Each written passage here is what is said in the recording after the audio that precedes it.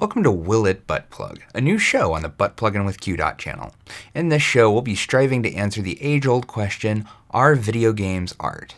Now, as we all know, much like cakes, games can only be art if they are erotic. In this show, we'll be recontextualizing game mechanics by hooking games up to hardware like this.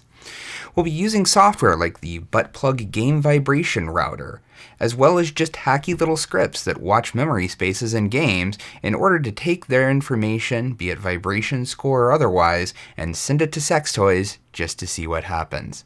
Then we'll rate the game based on how well it does as a sex toy controller.